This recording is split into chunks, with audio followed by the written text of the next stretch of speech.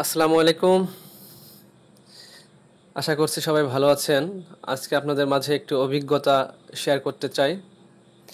আপনারা ভিডিওটি যে দেখতেছেন এটি হচ্ছে একটি ফেলেকবি বকনা বাচ্চা।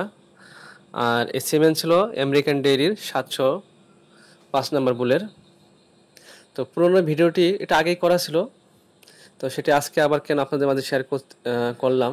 এর কারণ হচ্ছে আমি আগামীতে এটার যে বর্তমান যে পরিস্থিতি সেটা আপনাদের মাঝে তুলে ধরবো, কিন্তু তার আগে এই পুরোনো ভিডিওটি আবার আপনাদের মাঝে শেয়ার করতেছি। এই কারণেই এটা ছিল 1 সপ্তাহ বাচ্চা। বেশ ভালো গ্রোথ ছিল, 50 কেজি প্লাস ছিল।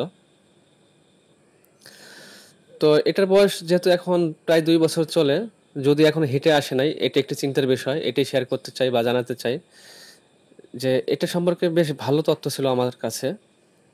বিশেষ করে সারের ক্ষেত্রে তো বলাই অপেক্ষা রাখে না, কারণ এটা আমাদের এরকম তথ্য দেওয়া ছিল যে প্রায় 2 বছরে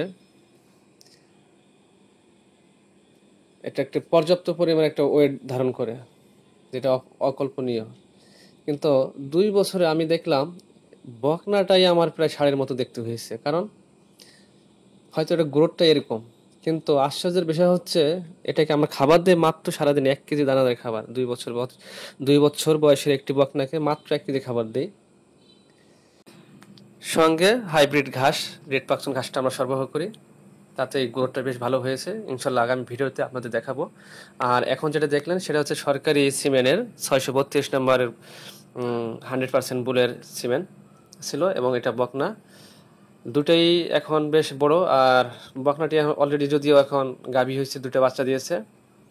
আর ফ্লেক বিটা এখনও হিটে আসে নাই, এটি একটু চিন্তার বিষয়, যার কারণে মাঝে বিষয়টা শেয়ার করলাম।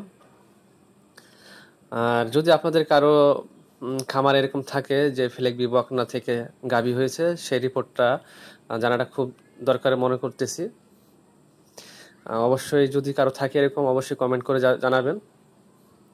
কারণ 2 বছর হয়ে গেল, যেখানে আমার ফ্রিজিয়ান 14 মাসে গাভী কনসেপ্ট চলে আসে, আর সেখানে প্রায় 2 বছর হয়ে যাচ্ছে আমার এডিএল এর ফ্লেকবিটা এখনো হেঁটে একবারও আসে নাই। যাই হোক, যদি কারো কাছে এটার রেকর্ড থাকে অবশ্যই শেয়ার করবেন, কারণ আমরা অনেকেই চাই জাত উন্নয়ন করে ভালো মানের গাভী তৈরি করা। যাই হোক, সবাই ভালো থাকবেন এবং চ্যানেলটি সাবস্ক্রাইব করে আমাদের সঙ্গেই থাকবেন। আসসালামু আলাইকুম ওয়া রাহমাতুল্লাহ।